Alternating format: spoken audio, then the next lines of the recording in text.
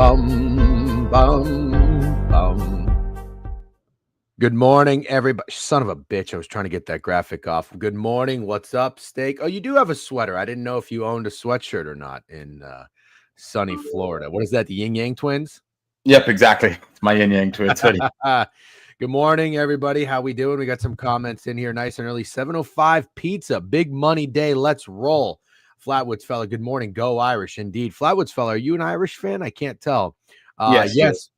What's that? He is. Oh, he is? Oh, you know who he is? He commented, yeah, for sure I know who he is, but he commented on one of your posts about Indiana that he hoped you lose or something like that. I remember Flatwoods giving out the sub bangs a few weeks ago or a week or two ago. I don't remember his affiliation with a football team, but now that kind of does ring a bell. And I can promise you, I will not be betting Georgia. I can promise you. So everybody can get the fuck off my ass. But I still feel pretty good about Georgia. Yeah, I might be betting Georgia, but oh God! I just said might be. It is nerve-wracking how it seems like nobody wants Georgia and everybody is in love with Notre Dame right now. But the Irish could be that team. What's up, Cephas from Twitter? Haven't seen you in a while. Nursing a nasty hangover. Stayed up till 3 a.m. with some high school buds.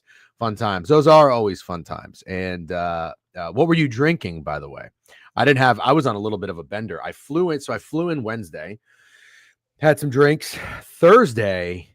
Did I meet up with you on Thursday? No. Yeah. Magic game. Yeah. Friday went out for the Notre Dame game. So yesterday I knew we're gonna meet up and watch football a little bit later. I had to take a day off. So yesterday was my day off. So anyways, yep. Good morning, everyone. Today seems like a great day for beating the books, baby. Love that. Big Matty Mart. What's up? Barty Bart. I saw your sweater came in the mail. I think you're gonna love it. Good old Rocky Top. Woo, Tennessee. Hilarious for life. 50 years strong. Love that. Flatwoods. All right, we'll talk shop a little bit more then. Good morning, gents. I'm so pissed. I got scared off Nuke and Ohio State. I love them all day, but was scared before the game. I can't blame you. I was a little scared too. I took the over though. We got there and Steak was right. He said you're going to need a lot from Ohio State, and we got a lot from Ohio State. I'll tell you this, as somebody who did not root for Ohio State winning that football game, Will Howard looked fucking good. Yeah, he did. You know what's so funny on Twitter? I caught myself one time tweeting something like right after Big Cat, and I was like, I got to make sure this doesn't happen again. I was waiting for that clip of the Will Howard throw in the corner of the end zone to, I think it was Jeremiah Smith. Yeah. And you know, like you search the player and you try to find someone and then you could post it. Yeah. As soon as I found the video, I got a Big Cat notification and it said dime. And I was like, oh, fuck. He just fucking posted it. All right. It was a dime, dude. That was such a nice fucking throw. I was like, man, I can't do anything but give him respect. What's up, that boy Rav? Good morning, W Rav in new-ish Book It employee. Seems like a good dude. And I like the vibe. Very comfy hoodie. Awesome. Yep. Okay. Clam Mucker, good call on the over. It was the last leg cash. Love to hear that. Confidence. Howard looked zoomed in. Yes, he did. Yep. Fuck Rav. Howard was throwing fucking dimes all night. He was. I have to give him credit. It's rather inhumane acts of being up this early on Sunday. Shiver me booty. May I ask a question? Yes. I kind of love the shiver me booty saying, by the way. Yeah, keep saying it. Also, don't worry, Fat Girls. We got Royal and MJ for you. Yep, I'm about to bring him up in a second. Royal is what does Trent always say? Marinating in the queue. MJ just locked in. Let's just get it. Let me make sure I get situated here. We are good on Twitch, Twitter, YouTube, and then W Rav with the sub bang. W Bart with the sub bang. We got to update the counter. K Aloha is in here. 9:36 till we go to Aloha. Don't miss. We'll talk about that in a second. For now, let's bring up the Ramble guys. Royal, MJ. Good morning, lads. How are we? Happy holidays. Happy holidays to you. Happy holidays to you as well. I wanted to say real quickly, thank you very much for the over in the I almost said Providence Princeton Rutgers game yesterday. Yeah, that was awesome. Were both of you boots on ground? Nah, I went with my dad. It was like a celebration for my promotion a few months ago. Me and my dad planned this. We went to what was the steakhouse? I'll pull it up. It was in New York. It's a famous one. Outback? No, not Outback. Gallagher's Steakhouse. Oh, I've never been to Gallagher's. That sounds like a strip club. And I had, speaking of steakhouses, I had Longhorn last night because my mom has a gift card. Don't get the New York strip from Longhorn. It was always the sirloin, by the way. And I'm not shitting on Longhorn for what it's worth. The strip Not for me. Okay, so it's early. We have a thick slate of games. By the way, is Ramble going live today? Yeah, we'll go live whenever we wrap up here. Okay, yeah, whenever you wrap up, we'll figure that out. And then we'll hop on with Ramble next Sunday. But we're gonna dive in, gentlemen. I think you're probably familiar with Prop Talk, but we're gonna dive into each game. Maybe if you just want to touch on who you like or whatnot, that's fine. But if you have a prop, that's what we like to come out with. I haven't hit an underdog entry in eons. Steak has been pretty locked in. You guys want to roast the NBA for being a shit product blowouts, then you present me with this core shit. Yeah, listen, hey, you can't defend it. You can't defend the first round of the college football playoff. I'm happy that it happened. It's probably not very necessary. Why do you have that look on your face? Me? Yeah. Oh, no, I mean, it was pretty awful. We got every bet right, so maybe that's why I had a little more fun than I normally would have. It was pretty awful. The worst things for me are Arizona State and Boise State getting buys and having easier paths than Oregon. I think that's insane. I think it's insane. You know what frustrates me a little bit? Or Arizona State and Boise would have been awesome locations to host a first-round playoff game.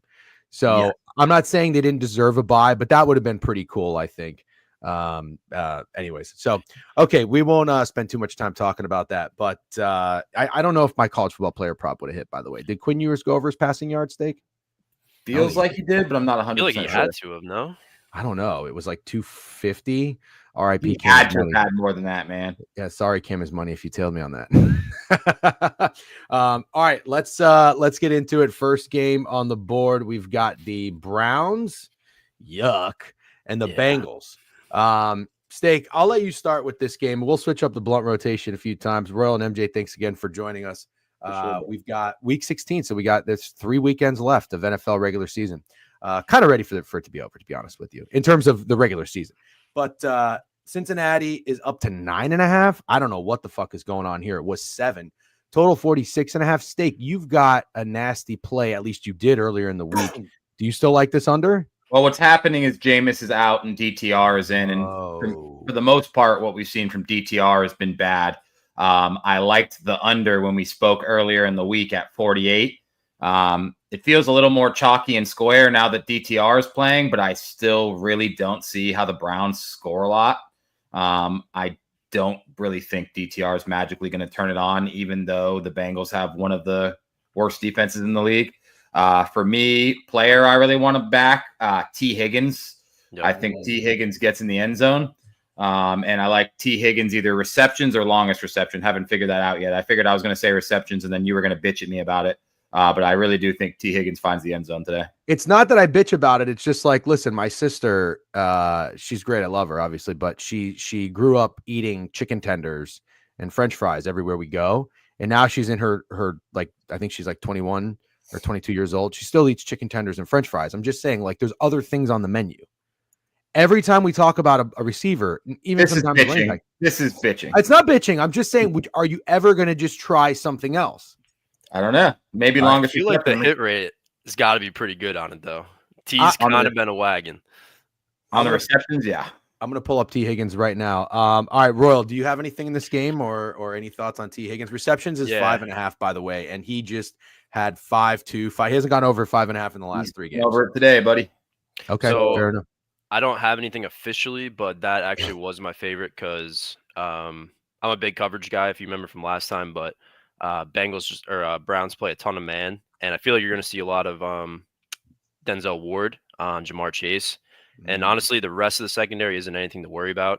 And in my opinion, T. Higgins is one of the better receivers in the league. It's hard to include him in like that top conversation. Not that I think he is, but obviously Jamar Chase is the guy. But T. Higgins is pretty fucking good. So I like him. He's a mismatch in a lot of games. So I liked his longest reception the most. I kind of just think he breaks one. I agree with Stig. I don't really think this game's close. I mean, DTR is not a good NFL QB. No. And I think I saw something like the Bengals are still technically alive. I think that's true. They have to have like some weird outcome. So I kind of like them to put up points. So I think they do enough to score a lot, and then I don't really see them letting off unless it gets really ugly. But yeah, no, I like T in this one too. MJ, where you at in Bengals Browns? So I have a cheeky look in this game. I plugged it into the action already, but it's Burrow under an interception actually. I thought you were going to say yards for a second. I was like, holy shit. So to me, I mean, looking at this game, I don't think Joe Burrow is going to need to throw the ball that much. Looking at the last few games, I mean, this guy's been consistently throwing the ball 40, even 50 times in some of these games as of recently. Looking at his game log, though, some trend that I found when he plays some of the bottom tier opponents, like the Browns earlier in the year, New England, Carolina, the Giants, his pass attempts go way down. I think that makes sense, right? Because their defense can't stand in games with competent offenses. Mm-hmm. To me, this is a game where Joe Burrow is not going to have to throw the ball much. And with throwing 4 in his last 3 games against the Cleveland Browns, who are the second worst in terms of turnovers in their secondary and interception rate, only behind the Giants this year, I fucking love this play. Everything makes sense from a football reasoning and from like a sell high perspective. He threw 2 picks in that last game in the previous week. So I love this play. It was just the over, and now we're sitting at like 115 both sides. So I like the under on this. I think even if Burrow does throw the rock, Cleveland, I mean, their secondary is nothing to tip your cap at. So charge of the game if this one doesn't hit, but I'm a back Burrow to not throw a pick. I like that. And then I guess what I would add to it is I like that he's thrown 4 in his last 3 games. So I wouldn't mind backing him there. And then the correlation to potentially being up and not passing as much. Would that lead anybody into buying Chase Brown Day? I definitely don't like think that crazy. He is. I am falling in love with this guy. 25 rushes that look like, I don't know that it's the season high, but it's the most he's had in the last 5 games. 25 rushes against the Titans, 97 yards, a touchdown, 3 catches for 16 yards. I like Chase Brown. I like him a lot. And I think they might, I mean, regardless, even if the season's, I'm not saying it's over, but it's going to be a challenge for them to make some noise and get into the playoffs. It's still pretty clear, in my opinion, that the Bengals haven't given up and didn't even give up weeks ago. Burrow and Chase are still playing, whether it's to try to fucking prove their case in an award market or something. But I feel like they're really trying to make Chase Brown like the guy. Yep. So I don't know. I kind of like that game script. You're not selling me on the Burrow interception, but it's kind of making me think a little bit about Chase Brown something. And if we're being real too, like looking at their next game, I mean, we talked about how important these last few games are for the Bengals. I mean, they play Denver and then the Steelers. So, I mean, out of these next 3 games, I would have to imagine the playbook lessens down and they're feeding the rock more so to Chase in this game than the other 3, right? I mean, that's just my opinion. Only thing I'm nervous about Burrow. Yeah, he's not good against the Browns. That is true. Maybe now's the time. Now's the time to get up to even out that record. Steak, were you going to say something about Chase Brown? Yeah, no, I was going to say something about Joe Burrow because I actually wanted to kind of take its unders today. I know that's probably stupid, but it kind of occurred to me that there's really only like one storyline left for the regular season, I feel like, and it's the Bengals. I know it's a long shot, but if they win out, obviously they have to beat the Broncos on the way, and the Broncos lose their other game, the Bengals are in. And I'm just curious, if the Bengals make the playoffs, what are the chances Joe Burrow wins the MVP? He's already got comeback player of the year locked up. I saw he was like minus 600. Royal, I know you have a challenge. I'm sorry. I just have to ask. If they won out, make the playoffs, he balls because he's been balling. Is Joe Burrow make a case for the MVP at 9-8? So I actually said this last night. I was talking to MJ. I feel like if they had the wins, it would be a much closer rate because his stats are pretty incredible. Like Allen doesn't have the paper stats. It's kind of just like a watch, and like he's just been insane. Yeah. Like his paper stats are like really not that good when people look at that. Or I shouldn't say not that good, but they're not at the top. Like Burrow is at the top, I think, in most categories. So I do think it would be a lot closer, if they were a double-digit win team. If anyone other than Josh Allen wins the MVP, I've never participated in a riot before, but I might. Yeah, no, I agree. I don't even have. I agree too. To be clear, I agree. I don't have a ticket, but just watching him play. Oh, actually, Jared Goff can win it because I have 40-1. No big deal. Real quick. Okay, so we'll move on to the next game, but pretty decent Bengals Browns banter. I didn't expect that. Yeah. So is that scumbag at the top right going to fade his favorite team again today? We're going to keep doing this. No, I'm not. I didn't do it last week either. Just to be clear. I don't think you faded your favorite team much at all this season. I think 3 times, and one time I was convinced by mid-major Matt in the Falcons game. And just to be clear, if anybody followed Beef throughout the baseball season, betting on the Minnesota Twins 20 games in a row when they couldn't even get a fucking hit is nothing to be proud of. Okay. Also, Beef, didn't you pussy out of Ohio State last night? No, he did not. He cashed out. Yeah. Pussy. Yeah, come on. Okay, hold on. No way all the favorites cover, right? No way. Wait a minute.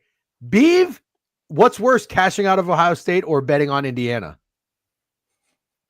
Bro, I got to tell you a funny story about Indiana. I took them live at 14.5, turned off the game, thought it was chalked, and then pulled up the game log, saw they scored that onside kick. I couldn't believe it. I could not believe it. People, listen, I'm not – Notre Dame dominated that game, but just real quick, their kicker, Notre Dame's kicker is one of the worst in college football. He was 8 for 18 coming into that game. He made a 50-yarder. If he doesn't make that kick, it's 24-17, and I'm cashing the 7.5 and sitting pretty. Anyways, we're good though. What, Steak, real quick? What are you gonna say? No, that's it.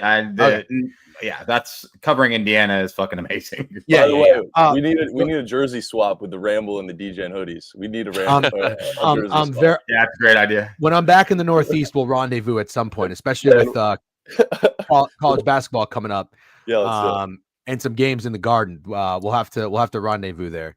Okay, Tennessee and Indianapolis. Colts are -4. Well, let me get an accurate number for this for you guys. It looks like Indy open 4.5. They're at 3.5 at Circa, 4 at other places. Total 43.5. Bet down to 42.5. I think you're getting Mason Rudolph in this game. I'll start on this one real quick. Did this motherfucker just say rendezvous? Yeah, what's wrong with that? It was a great word.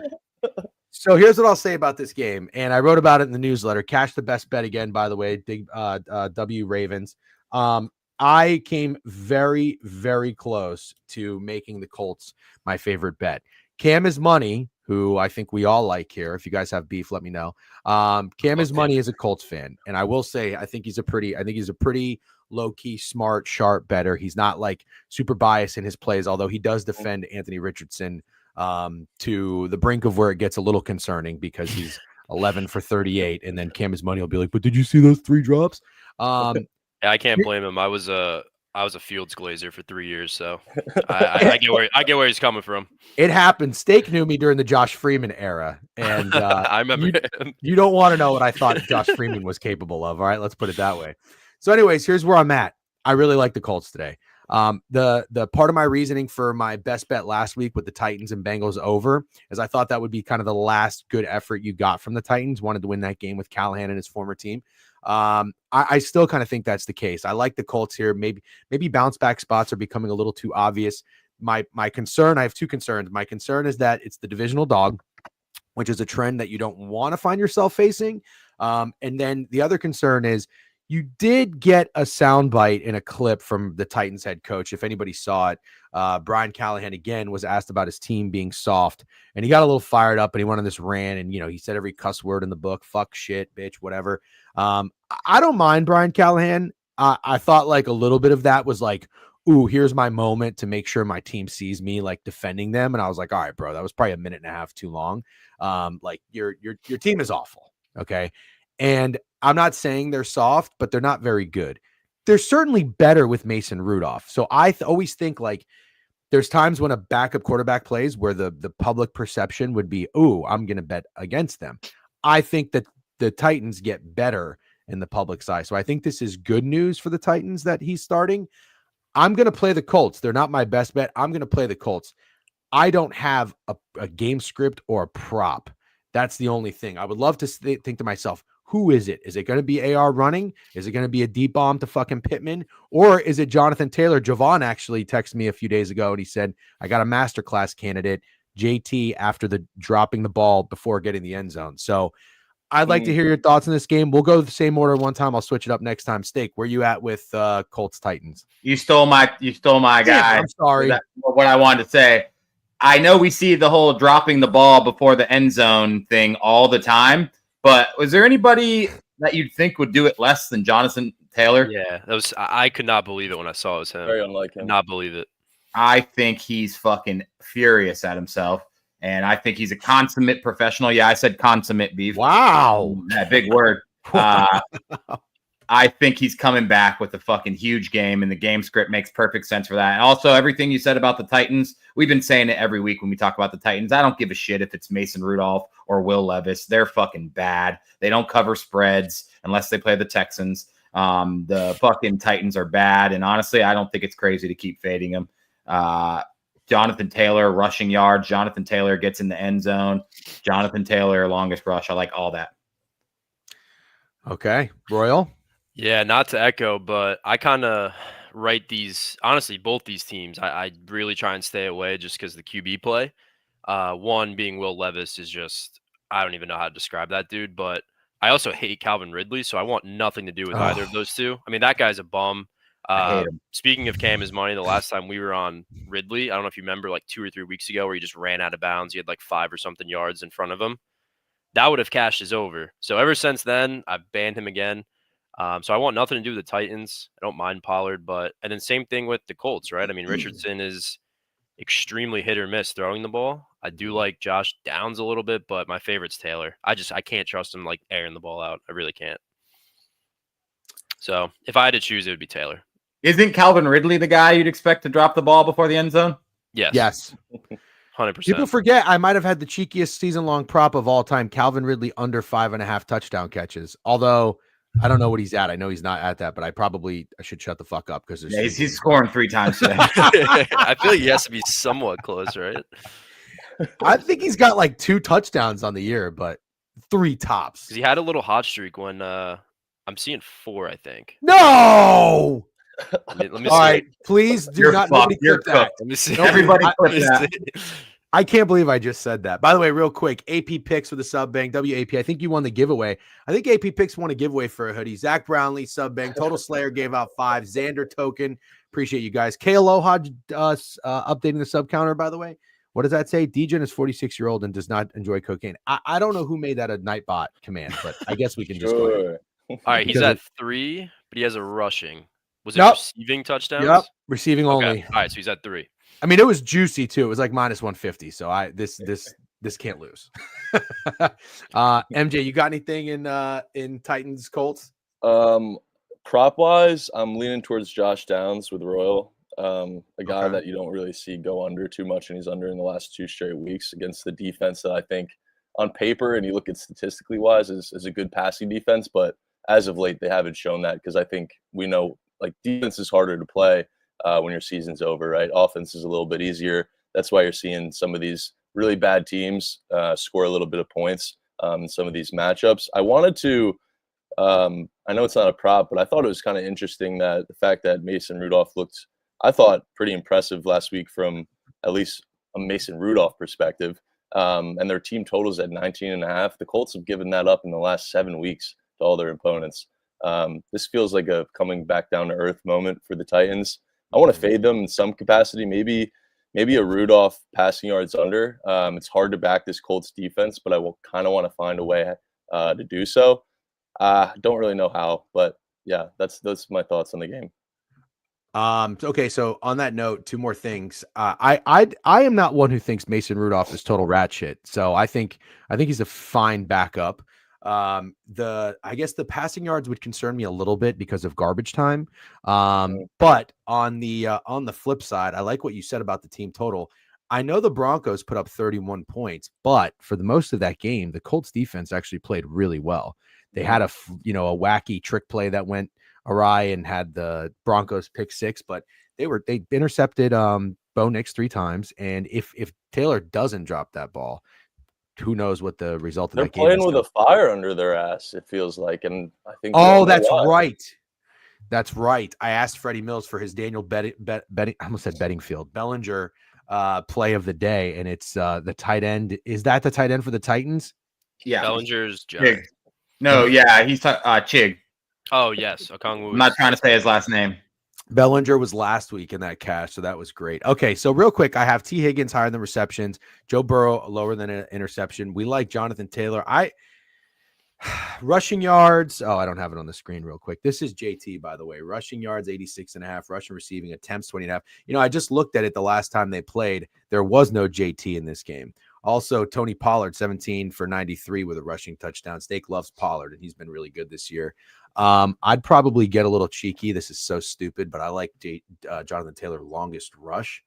It is. You think and the more that I think about it, do we want to just back Jonathan Taylor touchdown? Yes, absolutely. That feels like the best way to do it. Right? He's my favorite touchdown scorer of the day. Okay.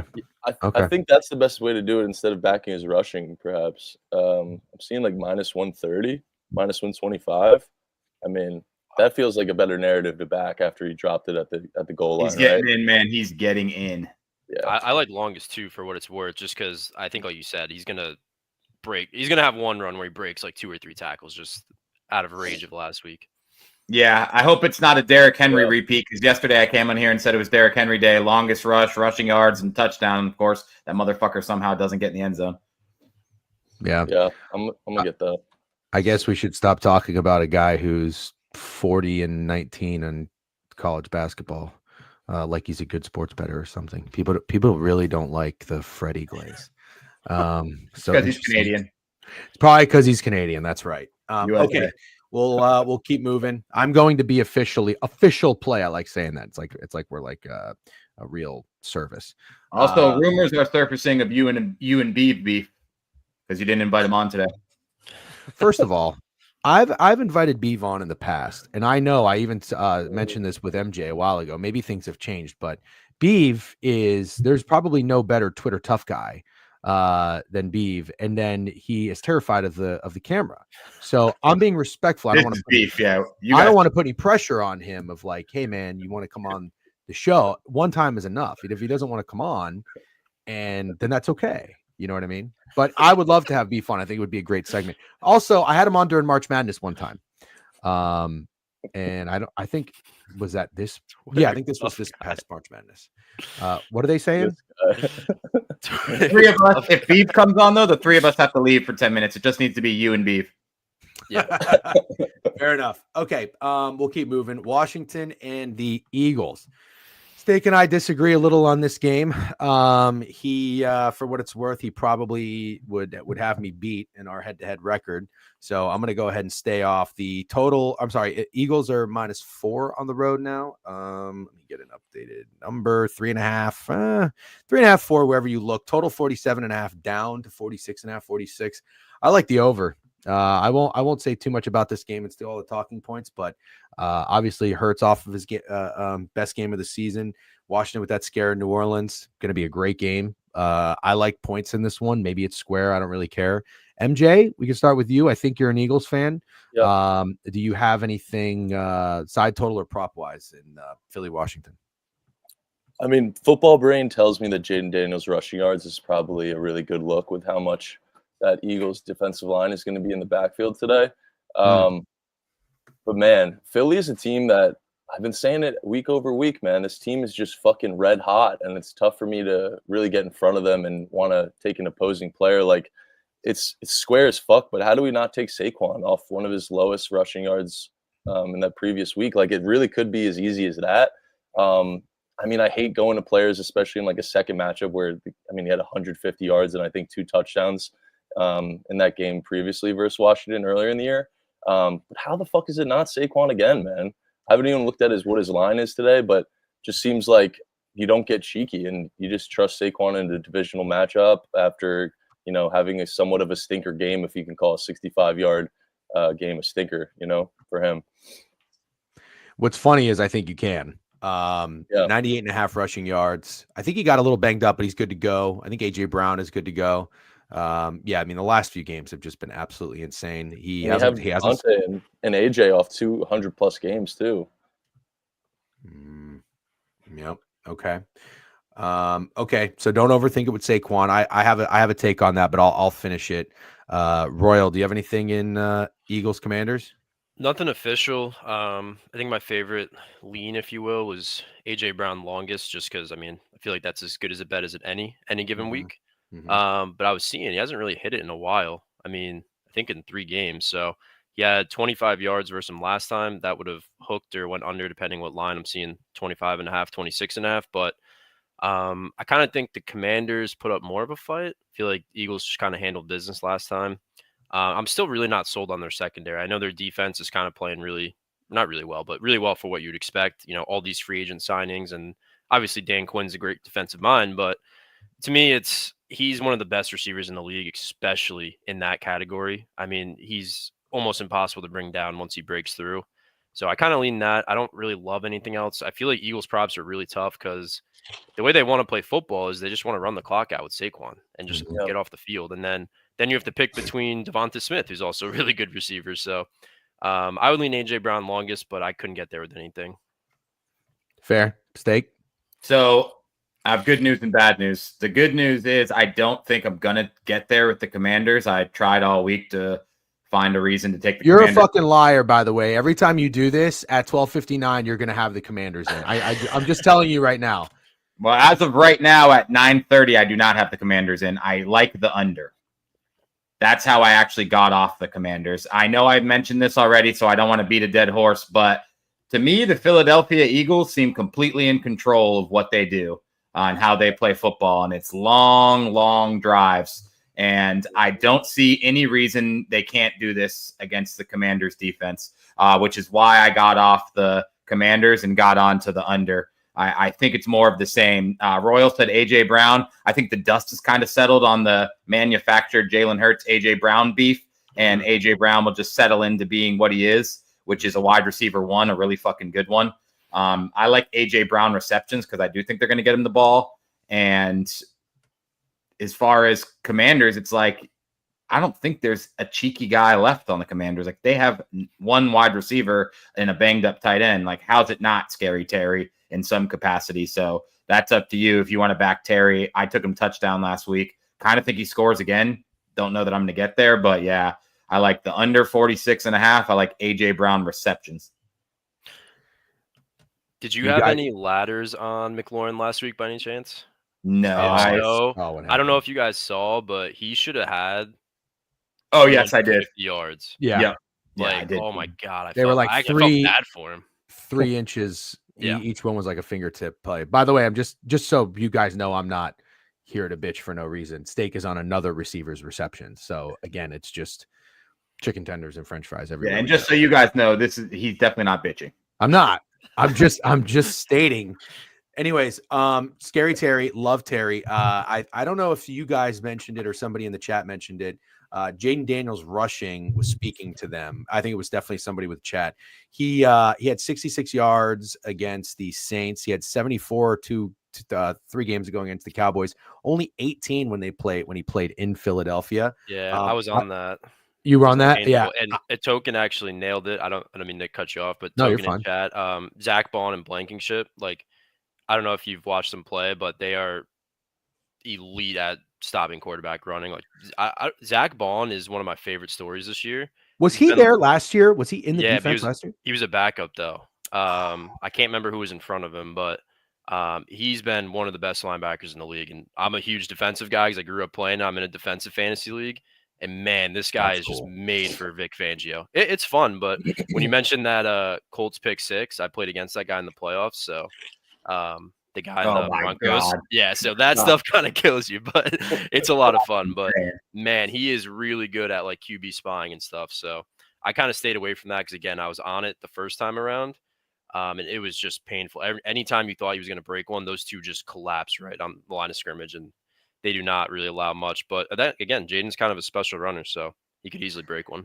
I remember the Eagles defense last year. So I had the Eagles to win the Super Bowl. That was my one Super Bowl pick, and I followed them a lot. And obviously, remember they were 10-1. But then I started watching them a little bit more, and I was like, "Oh man, their defense was terrible.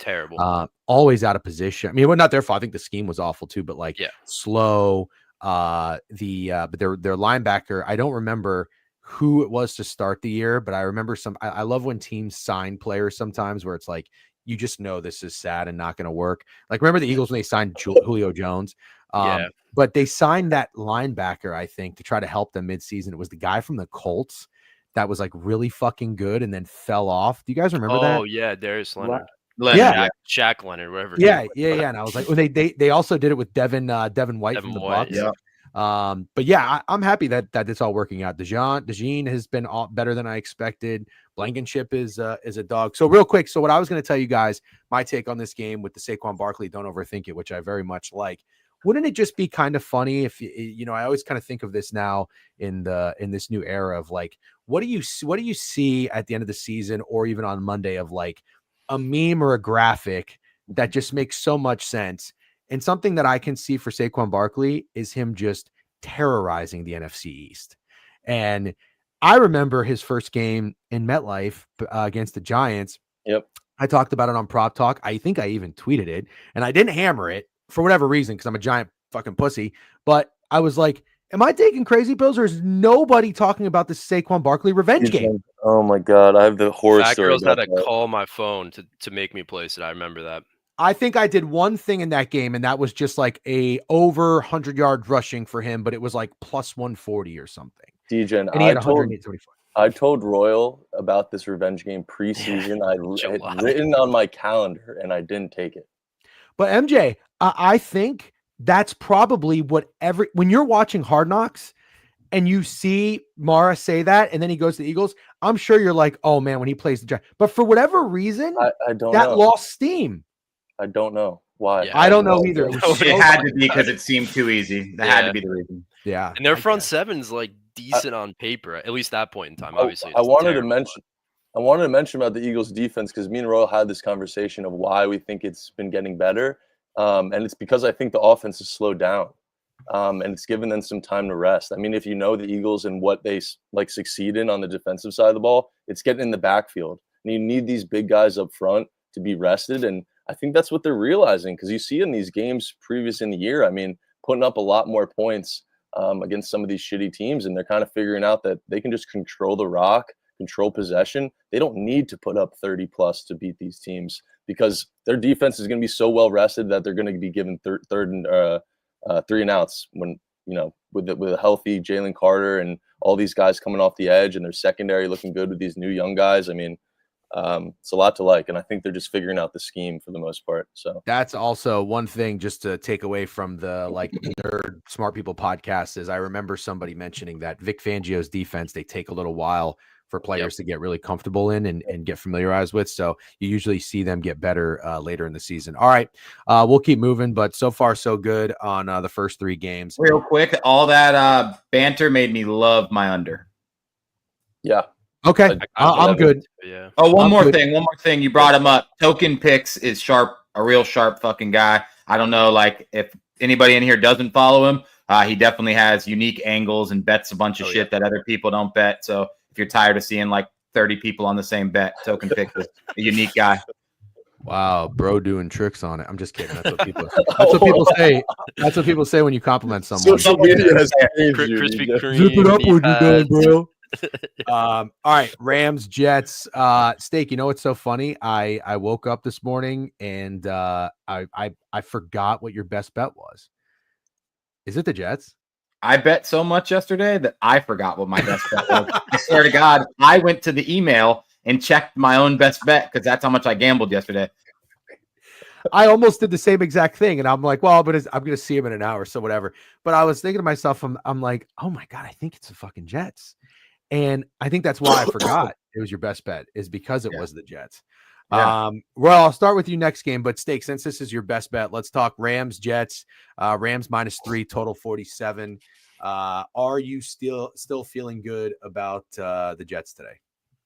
Yes, feel really good. How fitting would this be? The season is over. Aaron Rodgers has put together a few good games, but Breece Hall has had a couple good games, but overall, Breece Hall is one of the more disappointing players in the league this year. And now it doesn't fucking matter. And he's been banged up, and Braylon Allen got a start. What's that guy's name? Isaiah Davis. Yep. Yeah. He's got some love. How fitting if Breece Hall goes fucking nuts today. Steak, I was looking for a longest rush candidate. Is he fitting that mold for you? Because I've been looking for one all day. I don't know who I want to look at for a longest rush. I was looking at Chase Brown. That was really the only other guy I was looking at for longest rush. You think I could get cheeky with Breece Hall longest rush today? I absolutely think you could. I think you can get cheeky with just about anything with Breece Hall today. I think he's going to go nuts for no reason. For no reason. All right. I'm just putting that in right now. I'm putting the Jets in right now, and then I'm going to put in my Aaron Rodgers bet, which we'll talk about in a second. MJ, do you have anything in this game? I don't have anything in this game. I honestly was looking at the running backs, Kyron Williams a little bit. This guy just gets fucking fed the ball, man. 29 awesome. carries. And, like, that's a guy that's probably going to get 20-plus again in the following game. Like, I don't understand how he gets this kind of workload. It's actually insanely impressive. Hand on the Bible, I took fucking Kyron Williams under season-long rush yards. God damn, that is painful because they just feed that motherfucker constantly. Yeah, they never stop. Never stop. But nothing too strong for me, to be honest. All right, Royal.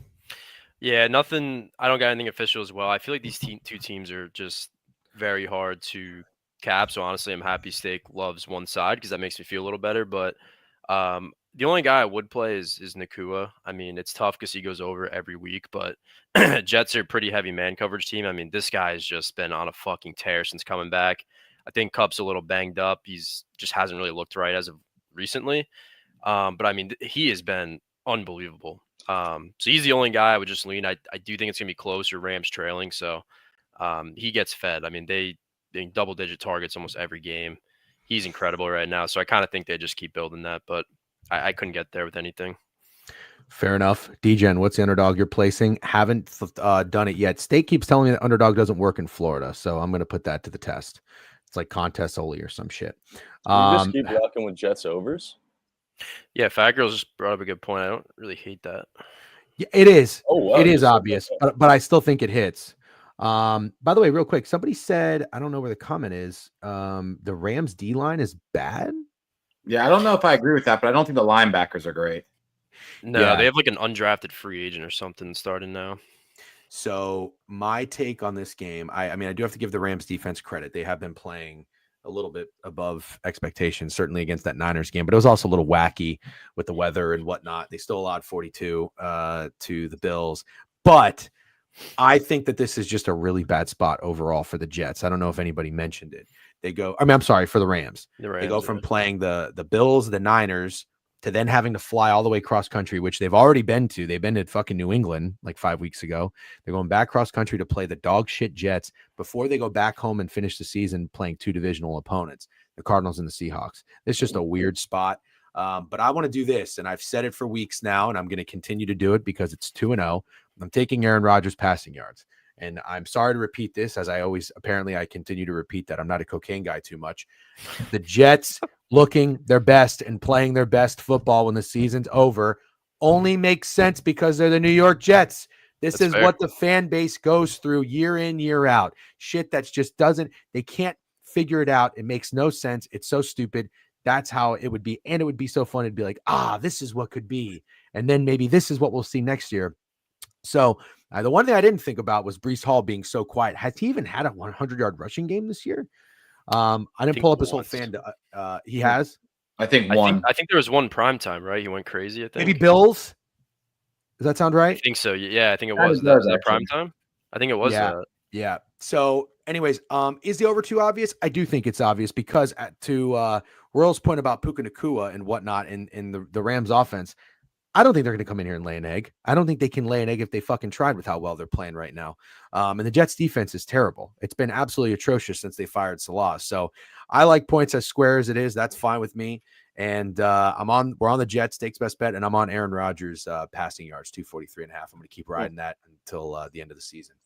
I did want to just push back on the Jets a little bit. Okay, go ahead. I kind of disagree. That's fine.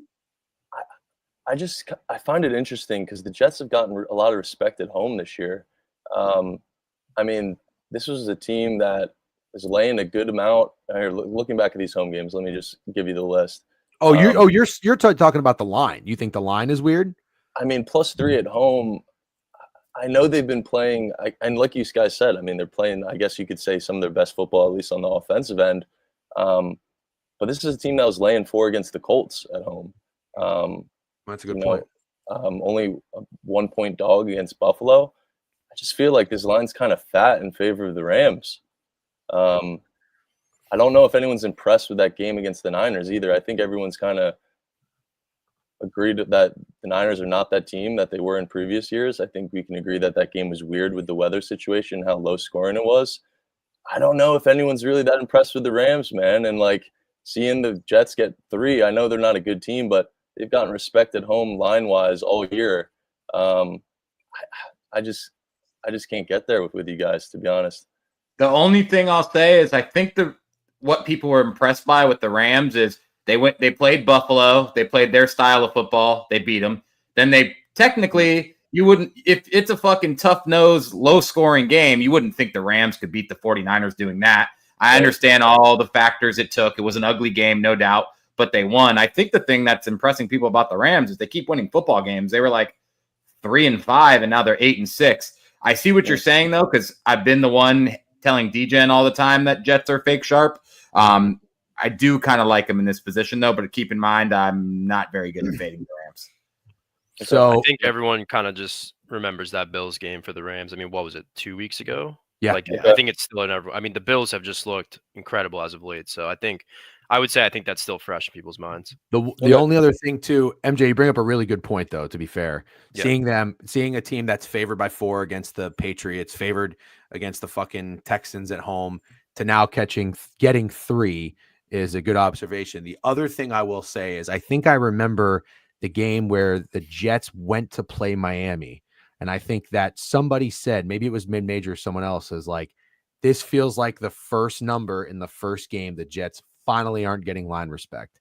And I think something may have just switched, whatever. Oh, it was after they lost to the Seahawks. So maybe the power rating or whatever for the Jets started to finally that broke through. And then on the Rams, it's climbing because of their 3 games in a row they've won, and 2 of the opponents have been the Niners and the Bills. So that's the only thing I can think of. But otherwise, it's a very, very, regardless, is a very good point. I agree with that. Yeah. That sounds like mid-major, by the way. It does sound like mid-major. So next game up, Giants and Falcons. I don't think the Falcons are still 10-point favorites. The Falcons I'm seeing like 8. Yeah, well, I guess it's 9 now. I am shocked at how many people are on the Giants. I guess it's a really big number, double-digit spread in the NFL. The Falcons have been terrible. Makes a little bit of sense. But if Kirk Cousins was starting this game, I would be all over the Giants. With Penix starting, I am out. I'm not betting the Falcons, not necessarily. I'm not betting the Falcons. But I think earlier in the week, I was like making love to the microphone saying Giants outright ASMR. I'm going to go ahead and sit this one out, and I will have zero FOMO if they win outright because I want the Falcons to burn. So the total in this game is 43. I have nothing. Royal, we can start with you on this one. Do you have anything in Falcons? Yeah, I do actually. I think Penix is going to ball the fuck out today. I genuinely think he's going to play very well. I think they kind of, as soon as Kirk started, they kind of realized like he's not as good as we thought he was going to be in our system. I think they kind of started to plan, when can we start Penix? When can we kind of implement him? And this is the perfect week. I mean, this Giants team is dead. They're injured all over the defense. There's really no better spot to get him going. And honestly, he has a lot to prove. He was one of the best QBs in college last year and kind of got, I guess you could say he got disrespected in the draft with how many went over him, plus his injury history. But, the fan base hated that pick. Like, they did not want to see a QB at 9 when they just signed Kirk Cousins. Who knows what it's like with him and Kirk. Obviously, a lot of stuff came out when that happened. But, this is a great offense of, cast around him. And like I said, he was very good in college. I think he plays very well today. I took Drake London over 61.5 yards. I think he's going to be the biggest beneficiary of that.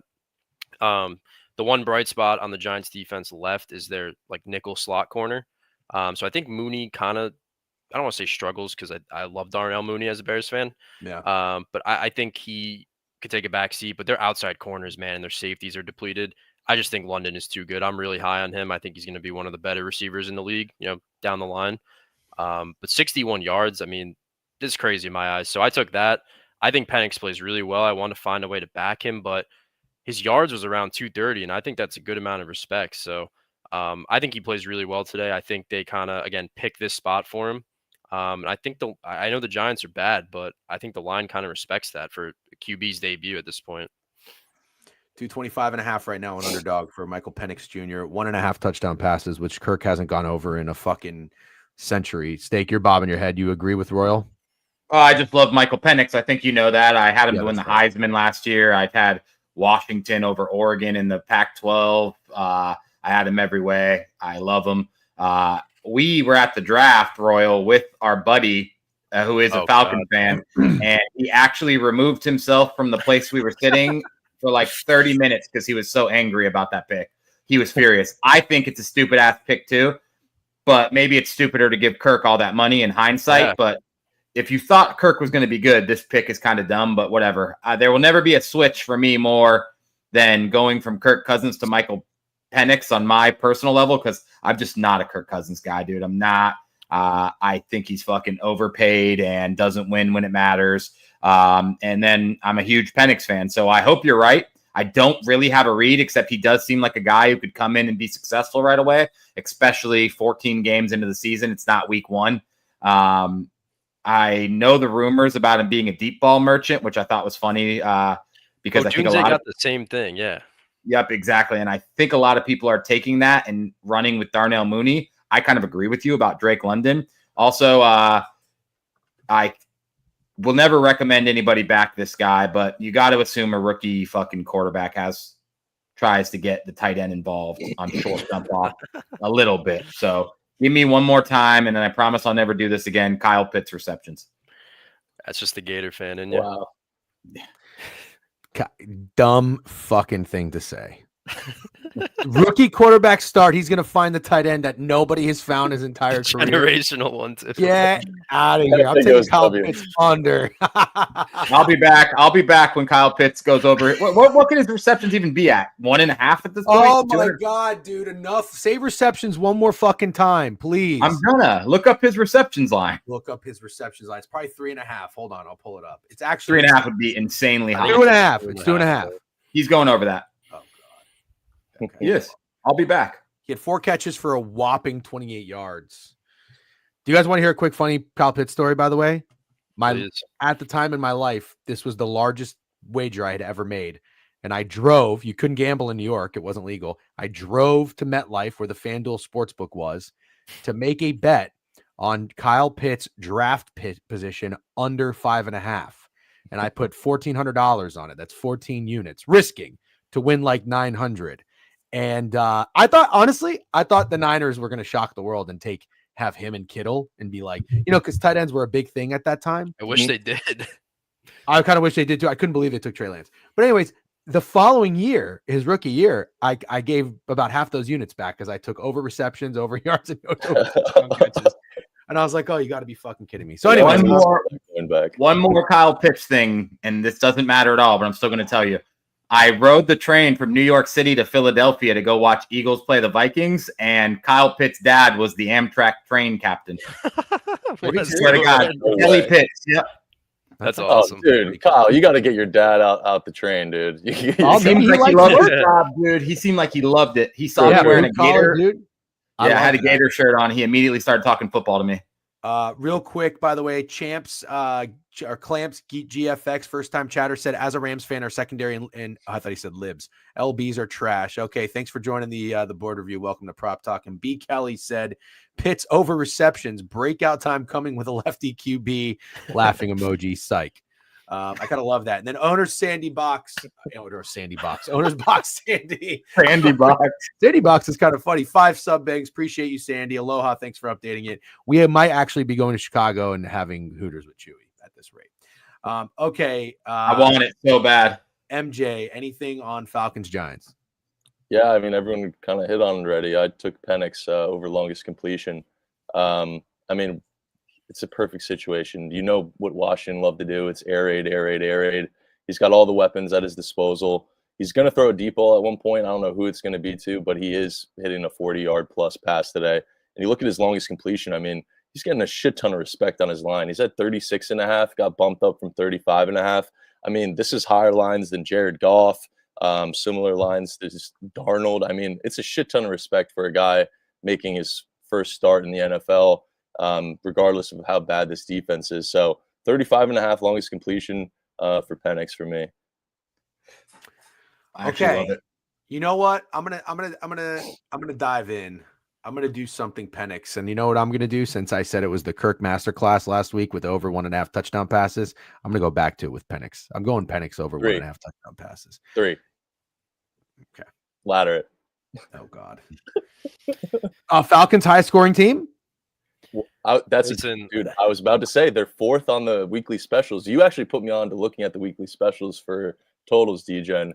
They're the 4th most likely this week. We're getting somewhere, aren't we? You're going to take that. Plus 1,200. I mean, they're up there with the Bills, the Bengals. I mean, I think that's pretty interesting, and that's kind of speaking your language if I know you. I will say it is speaking my language, and I love the weekly specials. And it's funny how many people have actually told me that they like DM me now about weekly specials looks. Like, not even that they're tailing me or anything, but they like to look at the board too. And I love hearing what people have to say about some of these things. The one thing I will say is this: I always get a little concerned when there is a star player that's being slept on.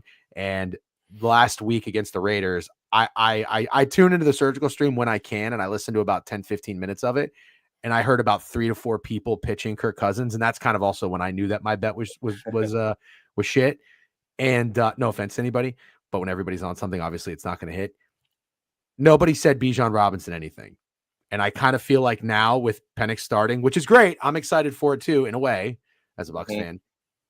True. I'm like, oh God, is this going to be the fucking? You just look up and Bijan Robinson has 18 carries for 120 yards. And it's like, how did we not? Very well could be. His longest rush line is extremely high today, 20.5. See, this is where I keep going back and forth, though. It's like, don't you think you need to get like Penix confidence build up and stuff? Like, you know what you have in that run game. Like, they can kind of run, versus anybody for the most part. Like, I feel like this is just the game where like you get him these short completions, you get him in rhythm, you start to build chemistry. Like they know they can. Yeah, exactly. Maybe the generational, Kyle Pitts shows up, but to me, that's the way that I'm kind of reading it. So I wanted to back something in that way. Yeah. Well, I like that. I like Penix completions too, because the way the Giants defense scheme is, they really like kind of let you have the short, easy stuff. They try to keep everything in front of them a little bit, kind of similar to the Raiders. I mean, Jaden Daniels picked them apart. Exactly. Both times they played. So, yep, could be that case. All right, we'll keep moving here. What time is it? 9:57. I think we can probably be done in about 30 minutes. Is that good for you guys, by the way? You start up around that time, Bramble? Okay. Yeah, that's whatever. We're cruising. Cardinals and Carolina. I differed with Steak on this one early in the week. I think I leaned Cardinals and he leaned Panthers. I'm okay with the Panthers as a dog, but also on the flip side, I'm talking myself off of it because I like Kyler Murray as a dog. I don't know that I like him as a road favorite, but I have Trey McBride and James Conner on my fantasy team, and obviously it's the semifinal. I don't know if that's obvious, but I need you guys to tell me that I'm in good shape, or one of these guys is going to have a legacy day. Steak, total 47. Are you still betting the Panthers? And I'm going to go piss, so you guys just keep talking. I still lean the Panthers, but I actually don't see it making my card. I think the bad news I have is that I don't like James Conner today. It's so hard. I like him every week, dude. Yeah, I like him every week. This is actually the first week I would ever consider taking his unders. I kind of want to take his under in rushing attempts. I do hate Kyler Murray in this position. I know they just beat the Patriots as favorites, but for the most part, I feel like this is when he's at his worst, when you're expecting him to win. Yeah. And honestly, man, Bryce Young's coming on a little bit. He definitely at least looks like a competent quarterback. I think this might be chalky to some degree, but I wanted to back Adam Thielen. I don't know exactly. I guess I could say receptions because DJ's not here to yell at me about it. Adam Thielen receptions or Adam Thielen yards, I do think gets tossed in one of my parlays. Somehow I've also become the guy who has to bet Trey McBride touchdown every week, even though I'm starting to actually think he's not going to score all year. They were trying last game too. I don't know if you saw. They were giving him the shovel passes. They were giving him everything, and he still couldn't. It's insane. But I kind of agree with you too. I not to toot my own horn, which I rarely do, but I kind of read that Cowboys game to a T last week. Panthers favored at home in the first time, and who got maybe since the Cam Newton days. Yep. And they kind of got wiped. So to me, I'm kind of back on them here. I think 5-point dogs at home. I think it's a pretty close game. I think, like you said, right? Like Kyler looks good. Next game, it's, what is this team? So if I had to pick, it'd be the Panthers, but I really couldn't get there with anything just because they could go back to being shit. I don't think that's the case, but it's always in the back of my mind. But I was saying last night, I think I definitely lean them. But man, prop wise, it's tough. It's really tough with that team. I kind of lean Chuba, bro. Yeah, that's kind of lean him in some fashion. I mean, I think if Carolina's in this game, it's going to be because of Chuba Hubbard. I mean, we've seen the Panthers be successful in all the games they're competitive. It's this man eating. And like you guys said, to your point, I mean, last week, everybody wanted to get sharp with Carolina. I guarantee you, everybody who was on Carolina last week will not be on them in any facet this week. Thank you. But will I be betting the Panthers +5? Fuck no, dude. I like my coin. So I'll back a player on the Panthers, but I'm not trusting them to cover a spread, especially with the Cardinals still have playoff hopes. It's not very likely, but yeah, I'm going to avoid the Panthers like I've been doing all year on the spread, but I will back Chuba Hubbard. Thinking about rushing and receiving, it's probably the best way to go about it. It's a guy that can break, some big yardage plays for these dump-off passes. But at the same time, Arizona's defense has been playing a lot better in the second half of the year, so should be interesting. I think I might get there with either rushing or rushing and receiving. I just don't know which. Underdog's got rushing and receiving at 93.5 for Chuba Hubbard, and what a badass! Right? This is a guy. There's just dudes that like you just can't help but root for. I love a guy who runs hard on a team like the Panthers for the entire season. I respect the shit out of him. This is the game with the two running backs that don't get enough love, that are some of the most efficient runners in the NFL, and James Conner and Chuba Hubbard. Do you guys think that this over is pretty chalky and pretty square? It's 46.5 up to 47. I actually like the over. You do? I do too. Yeah. I just creeping up too. These random Cardinal 6-point games, just I can't get out of my head. But right. And then real quick, our guy Joey Dumps, who I have to is Joey Dumps coming to watch football today, by the way? I hope so. Joey Dumps, you coming to watch football? Yep. David Moore over receptions today, no Leggett. I will say for the entire season of prop talk, Joey Dumps gives me a player, and I usually scoff at it with remember Rico Dowdle touchdown in Atlanta, and then he had that weird catch, and then even back last year's stake we were watching that week, and there was Bo Melton or some shit. Every time he gives me a wacky player, it hits. So today is the day I am putting respect on Joey Dumps' name. Tamajay says, I like what Dumps said. Okay, DJen, can I interest you in a collab? Baker 1.5 touchdown passes. Prime, I'm good. But I hope you hit your bet. He hits every week. Baker 30 plus touchdown passes plus 350 was the fucking easiest plus 350 you're ever going to hit, Prime. So suck my ass before you give me shit of being soft and not taking it. Okay, we are not in the 4 o'clock slate yet. One more game, and I have a guy. And I have a masterclass candidate. It's the Lions on the road in Chicago. Total 47. Oh yeah, that's right. Who said that? Roy. That's right. I forgot you're a Bears fan, and then Steak is a Bears investor. MJ, I don't know what you're saying on the Bears. I guess I'm just laughing at Royal. I just like making fun of him. All right, Royal, give us your thoughts in this game. You can start us off. MJ, I'll start with you next time. I'm trying to be as fair as possible here. I mean, I have zero hope.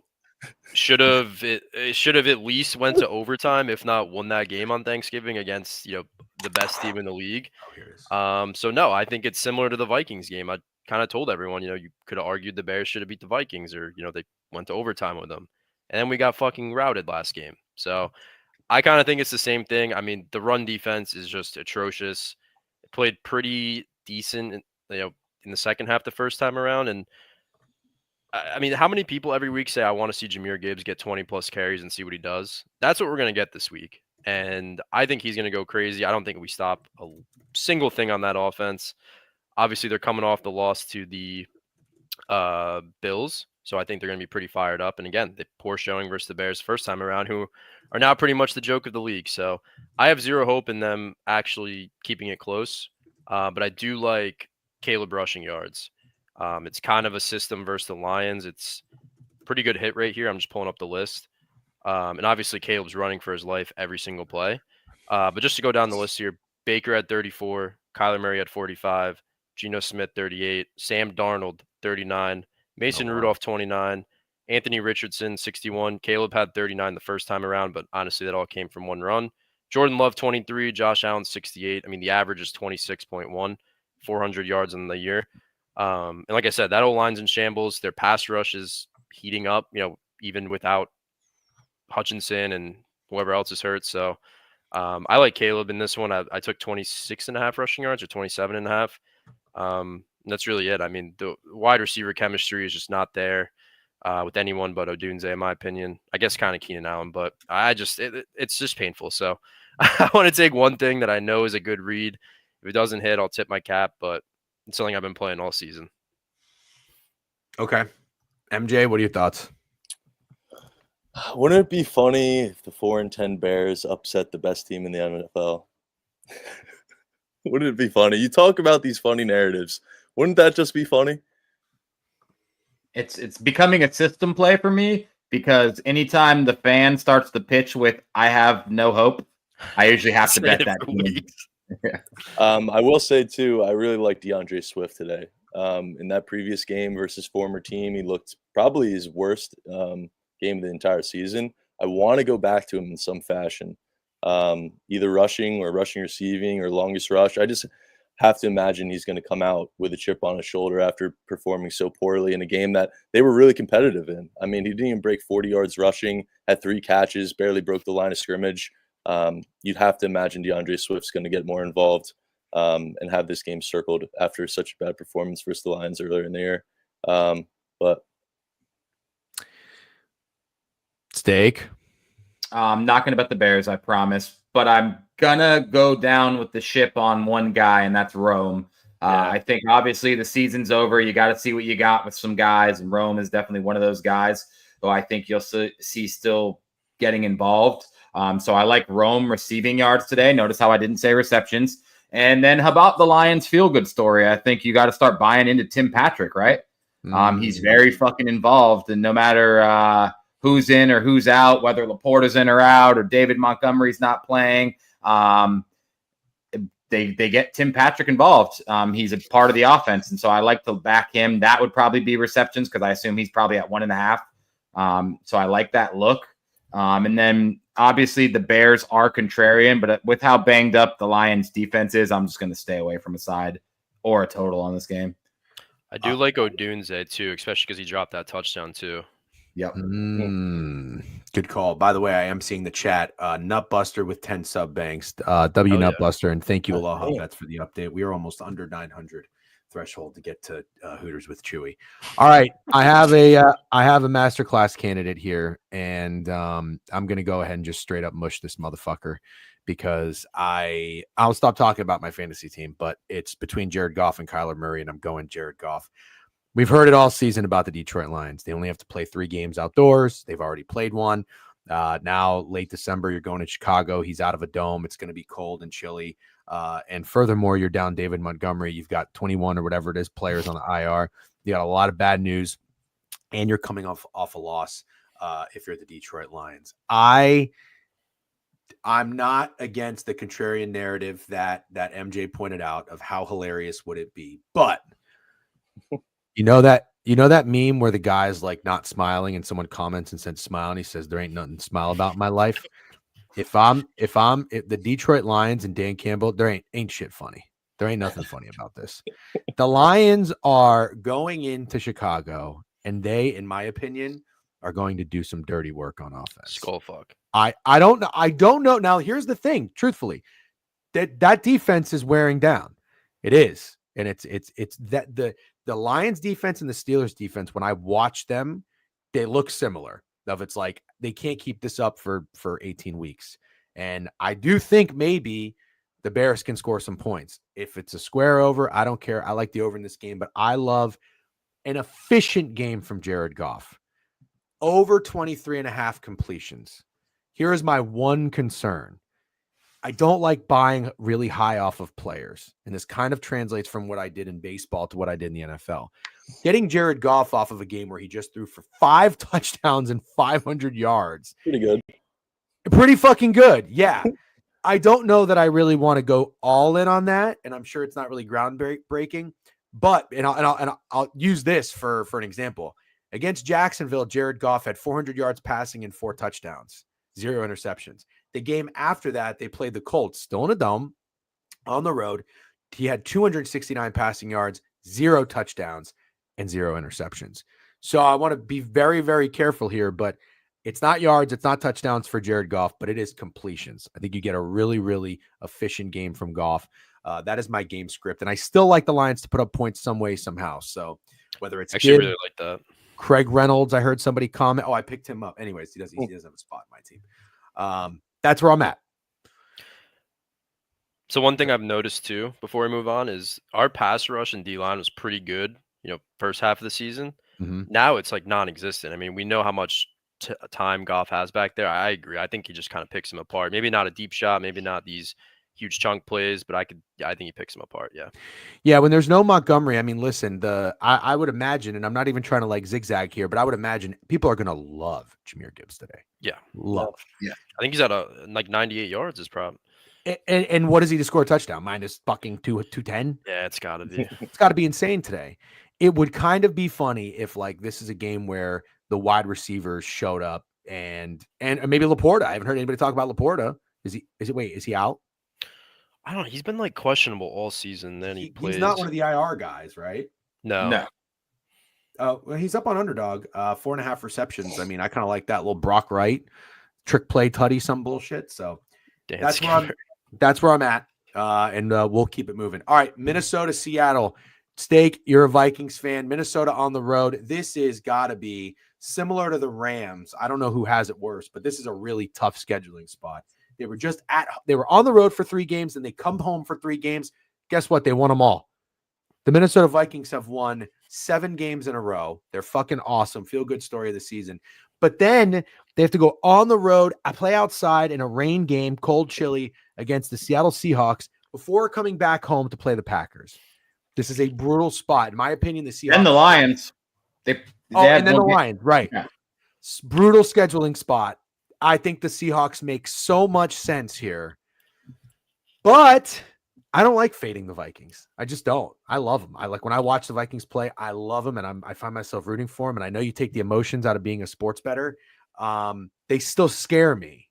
So I'm going to probably sit this one out. Steak, are you fading your team today? No, I'm not going to fade them. Not going to bet them either, though. I think it's been known. I lost this battle, but I'm not a Seahawks respecter. I just didn't think they'd be very good. You're not. Shame on you. Yeah, I know you love them, so I'm excited to let you talk about them. I don't fuck with Geno Smith. I thought we'd see regression. It feels like he only regresses in the red zone now, and they still find ways to win games, even with him. Probably he has to lead the league in red zone interceptions. I'd be shocked if he didn't. But yeah, I don't think the Vikings are very fun to fade, and this would be another time where, honestly, I think a lot of people are going to find a reason to like Seattle here. So if you want to fade the Vikings, good luck. I'm not doing it, but I'm also not betting them. I think there's a guy that you can keep backing because he's just really fucking showed up. Kind of interesting because ever since he bitched about not getting the ball, he's been insane. Jordan Addison. He's been fucking crazy. And the thing that I think I love about Justin Jefferson is he is a team guy, and they ask him and he's like, yeah, you decide. You double me, and then Jordan Addison and TJ Hawkinson go crazy, or I go crazy. It's up to you. But most teams are picking the latter right now and letting Jordan Addison torch them. And I think he could do that to the Seahawks. MJ? I'm really kind of in love with this under. I mean, Minnesota's been putting up a shit ton of points. Royal put me onto it, to be honest. 42.5. Does it not feel insanely low? Feels insanely low. I mean, the Vikings have put up 23 plus in their last, 6 games. They're hanging a TT at 21.5. That seems extremely easy to me. And then you get the Seahawks. Their TT's at 20.5. Juice to the under. They're coming off a bad game. But, I mean, Seattle's totals this year have been insane. I mean, the only thing close to this has been against the Giants and the Jets and Miami earlier in the year. I mean, just feels like an extremely low under in terms of what they've been seeing recently. And you can make an argument maybe they've been playing some good offenses, right? In ATL, Buffalo, San Fran, LA, some teams that get high totals. But this just seems extremely low. Add a key number at 42.5 too. Not moving anywhere close to 43 past that key spot. So just feels like a nasty game where we can get cheeky with an under.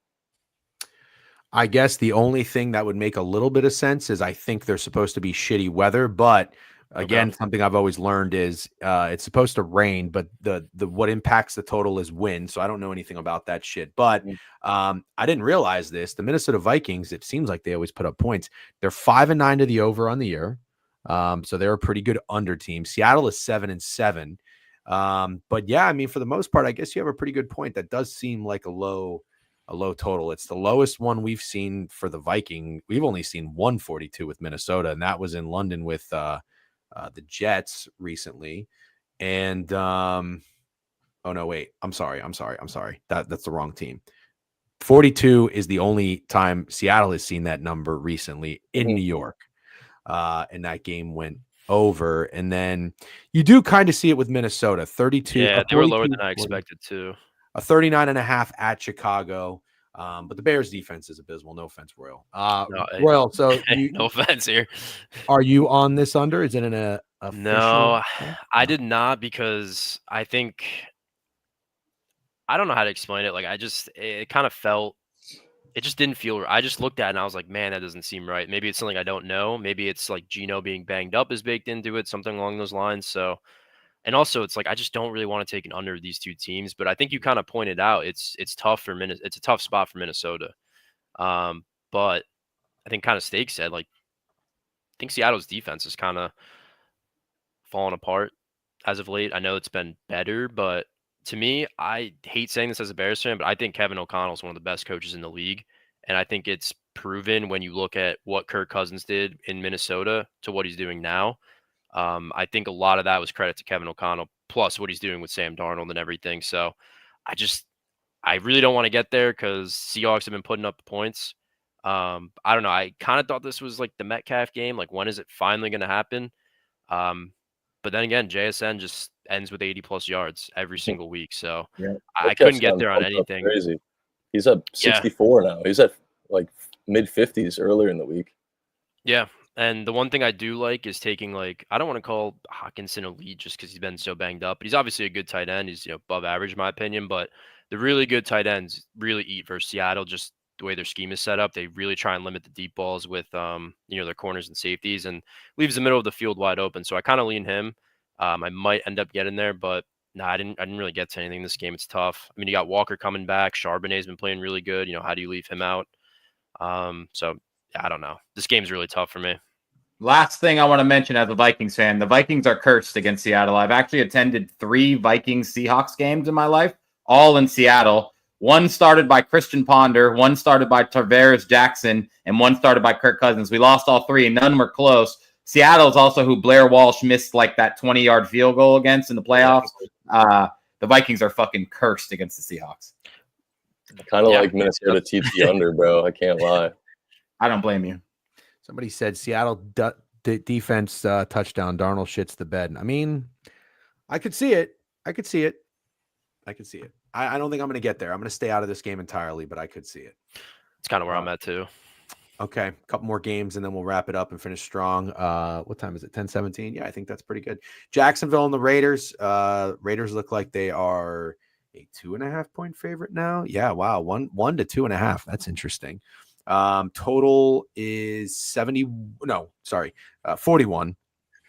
And I don't know, Steak 39.5 up to 41. You always like a gross over in these kind of games. I'm staying out of this. Are you getting involved? I kind of think it's the over. This is the grossest over. Who the fuck would play this? And to MJ's point, how insane is it that Raiders Jags is 1 point away from Seahawks Vikings? That's crazy to me. I think that's absolutely insane when you put it that way. But since this is prop talk, I'll dig into 2 GOATs because obviously both these teams' seasons are very over and they don't want to win games, but they have both have one of the best receivers. I know Brock Bowers isn't a receiver, but receivers in the league. And I think you could definitely think it's a showcase Brian Thomas and Brock Bowers day. More so, I like Brock Bowers, but I love Brian Thomas every week. Obviously, I had his season yards over, and he's fucking elite. I think on both of these teams, you have no idea who's going to be here next year, except those 2 guys will be here next year. So yeah, give me Brock Bowers. I won't go receptions. I'll go yards. Maybe I'll go receptions just to piss you off.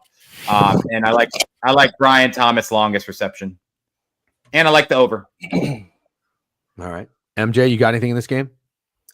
I mean, how is it not that kind of narrative? And it's making me think like two-sided with this. It's like, do we go that route with the rookies battling out, or do we go to the guy that nobody's talking about in Jacoby Myers? I don't know. I'm leaning towards Jacoby Myers personally, but I'm not rooting against a BTJ versus Brock Bowers like showcase. That would be fucking awesome. Like a 100+ same game parlay for both these guys could be in question. Like that's probably how I'd play it to get the most value out of it. Just make both these guys in an SGP to get a alt line or something.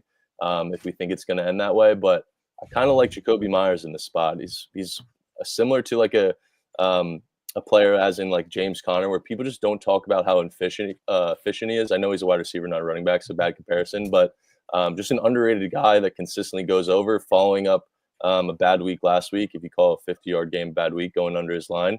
But I like his spot, 66 receiving yards today. I think it's decently high for a total at 41.5, and he's consistent, so I like him. Treats me well. Royal? What you said makes way more sense than what I said. Mine is a very square narrative, but obviously I think Jacoby probably the sharper side, but it would be fun, like you said, to see a little Brock versus BTJ. Right. I'm right there with Steak. I took Brock Bowers with zero hesitation. Jaguars are like bottom 10 versus tight ends, and their linebackers just really aren't great in coverage. And also, I mean, I don't know. I was going to get there too. Yep. I like both tight ends. And also that guy he's going to be really good down the line, in my opinion. But back to Brock, I mean, two quiet games. I mean, only 6 targets, 5 targets against, honestly, really good matchups. I mean, DJ, and you've probably heard all season, Bucs really struggle versus tight ends. So to me, I like going back to him in this one in a pretty similar matchup. Jaguars play a ton of man coverage. I mean, I don't really know many DBs that are going to be able to guard Brock Bowers one-on-one. He's too big or he's too quick. And honestly, I think he has a couple more records to break. I don't know the exact ones, but as a rookie tight end, I know he's starting to break some, if not very close. So I kind of like that. I think they reward their guy. I mean, they draft him at 10 or something really early. Yeah. So they invested a lot into him. I think they reward him. He's been the bright spot all year. And I do kind of agree. They want to show him off versus Brian Thomas, who's been lighting the league on fire right now. Kind of want to show that they have the better weapon. So I love Brock today. I was just thinking this. I picked up my phone. I haven't done this yet today, and opened up Action Network because I had a thought come through my head. And that thought was, who the fuck is betting on the Jags today? Who's betting on the Jags today? Not me. Listen, if you bet on one of these teams, I don't know what edge you found, but please let me know. But the Raiders would make a little bit more sense. I think Aiden O'Connell might be playing. And the Jags, I just looked at it. Well, they did win their last road game. They went on the road and they beat the Titans, but they scored 6 points. And then the road game before that, they scored 10. Then they scored 6 points. Like, they've been terrible their past 2 road games. I know the Raiders just put up 9 points, but I actually think that the Raiders are trying to lose more than the Jags are trying to lose. And I don't know. I kind of feel like when you see 2 really bad teams, people are inclined to take the home favorite, especially if it's a short number. Yeah, I don't think anybody's betting the Jags, dude. And then this is kind of hilarious. I looked at the props section. Somebody has Terrence Marshall under 5.5 receptions. I didn't even know Terrence Marshall is Terrence Marshall. I thought he was on the Cowboys. That can't be right. Was he the Panthers guy? Yeah, he was the Panthers guy from like LSU or something. Yeah, the one LSU receiver. Everyone was clowning the Cowboys because they gave up like a 3rd or 4th round pick for him, whatever it was. Yeah, I thought he was going to be pretty good for what it's worth. All right, we can move on from this game. I just had a weird thought. I don't think anybody's betting the Jags today. All right, here's probably the last good game to talk about on today's slate, because the rest are probably going to be ass kickings with the Bills and then the Bucs in Dallas. That's right, Primer. San Francisco and Miami. The Niners are on the road and they are favored. What? Sorry, I was thinking of Mingo. Apologies. Oh, yep. Gotcha. Sorry about that. Okay. So it looks like the Dolphins opened up 2 and the Niners are now a 2-point favorite. I'm going to say one thing here. Just this is a thought I've had for a couple days. I think I've mentioned it on the stream, maybe with Steak earlier in the week. I love the Niners when I looked at the board, and I thought about they were kind of in the top 5 of my best bets. And then I just got kind of spooked off because I'm like, wait a minute, who the fuck is going to want the Dolphins? I know the Niners are kind of dead, but the Dolphins are too. And Tua just had 4 interceptions and looked terrible. I have a feeling that the Niners might be the fake sharp play of the day. 4-point move. If this is accurate from a 2-point dog to a 2-point favorite, I'd have a hard time thinking anybody or any sports book is seeing money on the Dolphins. And for that reason, I might just sit this one out, but I'm getting a weird late lean to Miami. I don't know who I started with last time. I started with you. All right. Let Royal kick this one off. Royal, you kick this one off. You got anything in the Niners Dolphins game? Yeah. So I was kind of with you, D-Gen. I not that I love playing sides, but I just kind of like points in this one. You kind of highlighted like Tua. I mean, he's getting clowned everywhere. Could not have looked worse last game. And then, yeah, Niners are kind of dead. But, I mean, Miami played pretty well versus the Texans defensively speaking. I mean, shut down Mixon. I mean, I don't really think I heard Nico's name too much. So kind of like points in this one. I have a feeling I know whose stake's going to be on for the Niners. But my problem with the Dolphins is I just can't trust anything there. I mean, Tyreek Hill does not look the same. Waddle's banged up. So kind of stay away. I do have a defensive problem in this one, actually. Tackles and assists, because I like the 49ers to move the ball. I don't care who's playing running back. Somebody's going to get a lot of carries, whether it's a committee or not. They're going to run the ball. They just have to for Shanahan's offense to work. But I took Jordan Poyer. Let me just double check the line. Sorry, 1 second. I think it's 5.5 tackles. Yeah, 5.5 tackles plus assists. 49ers, I guess it's the way to word it. They allow the 3rd most tackles to safety, or safeties play very well versus them due to obviously them running the ball in Kittle. But he's a box safety, so he's always, playing near the line of scrimmage, lines up at linebacker sometimes. But honestly, I think both teams just move the ball well, or at least the Niners. And I don't know if you guys remember him from Buffalo, but he's a bad motherfucker. He lays the boom. He's very physical. I think Kittle has a big game. I think they run the ball pretty well. I kind of think Purdy bounces back. So I took him for tackles. Pretty quiet game last game too versus Texans. Okay. MJ, you're with that? My fault. Yeah, I like points in this game. I honestly, I think I'm laddering this game's total. Everybody was on that Niners-Rams over. They got burnt to hell. Miami's offense looks like shit. Waddle's out. Tua CTE. San Fran has a 4th-string running back. I mean, who the fuck wants points? And it's crazy to say San Fran, Miami. This is a spot where I think people are hesitant to take the over. I legit think there's 55-plus points in this game. I think I'm laddering it to 52.5. Okay. Any player prop? No player prop for me. I think it's just too crazy with the injury shit going on. Steak, what do you think about Niners Dolphins? I'm sorry. Deebo Samuel. I don't hate Deebo. Maybe he gets tackled a lot by Jordan. Deebo Samuel. How about that? Steak. I have Deebo Samuel fatigue for sure. Oh God. Even Steak, fucking over. Just say Jennings, bro. I know you're on him. I mean, you're on him. Hey, is there anybody who's getting less love? And I know why. It's because the 49ers aren't finding success. Bro, Jawan Jennings is good at football. He's a demon. He's a really good fucking solid receiver who doesn't drop the ball, makes the big play on 3rd down. He's just fucking really good, man. And I still don't see anybody talking about him. I think that's kind of crazy. And honestly, in my opinion, to some degree, the Dolphins have a guy like that, because I've seen a lot of, it must be Malik Washington day because Jalen Waddle's out. And that's just a typical thing you say, injured receiver, next guy up. What about Jonnu Smith?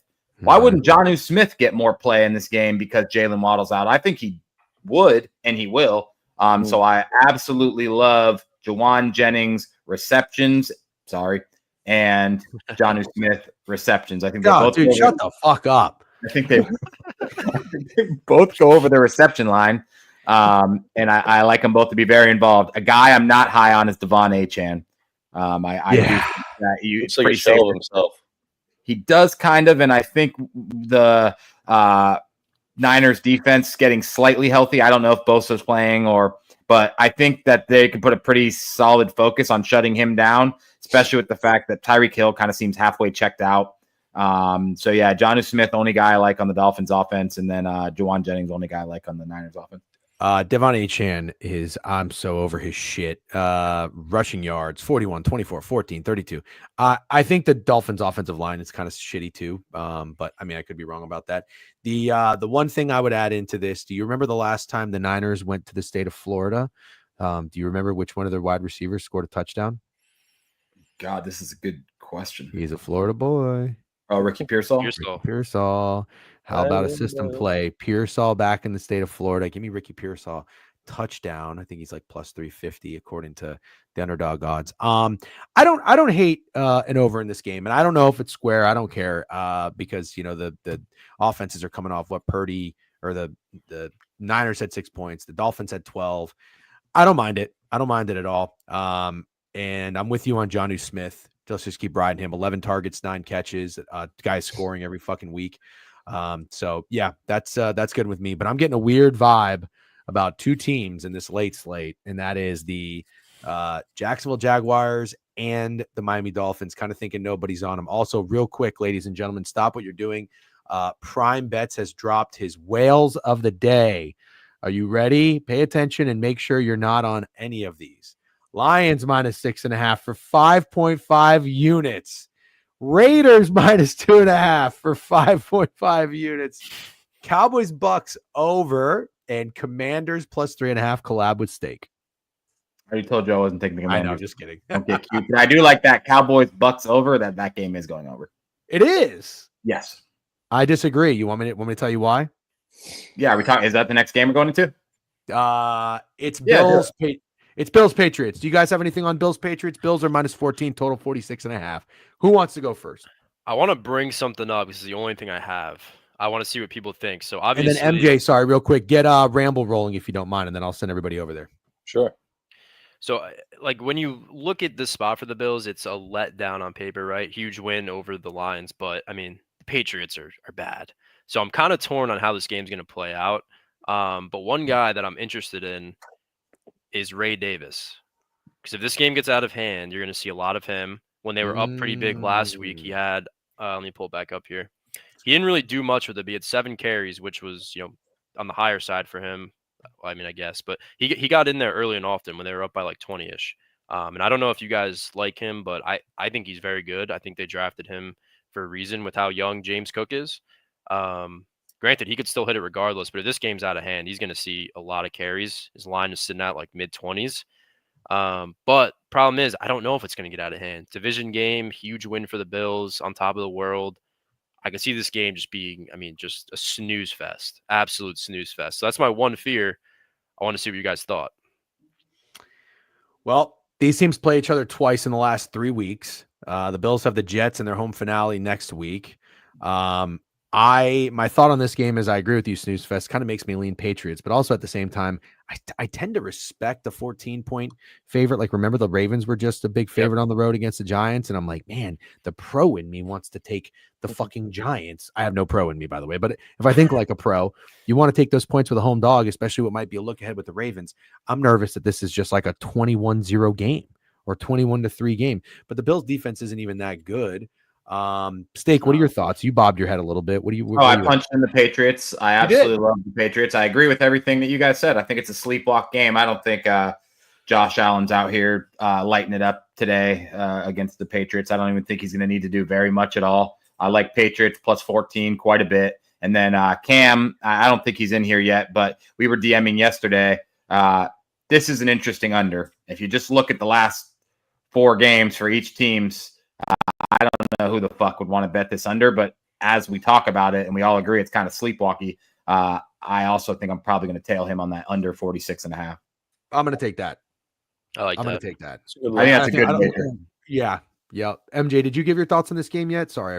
No, that I like the under though. I like what you guys said. I don't have any strong leans, but I'd have to agree with you. I think everything you guys said makes sense. So okay. I got no rebuttal. Sunday night, primetime, Tampa Bay and Dallas. Bucks are -4 on the road. Primers on the over. I have one thought on this game. If you want to take Baker Mayfield, anything, that's totally fine. This is the last game for a 5-week stretch. It's pretty tough for the Bucks. 4 on the road. This is their 4th road game in 5 weeks. I hate to say it, guys, but I kind of think they run out of gas a little bit. And I am okay with, instead of backing the Bucs offense, and I swear this has nothing to do with what Primer's on. Instead of backing the Bucs offense, I kind of like their defense to show up a little bit, in which they just did on the road in LA against Justin Herbert and the Chargers. I kind of see that happen again, and fading the Cowboys, riding high off of 30 points performance and a road win. I do like the Bucs. I like a lower scoring game. And it is Baker's return to the state of, he played college at Oklahoma, but he's back in Texas. He was a Texas resident though.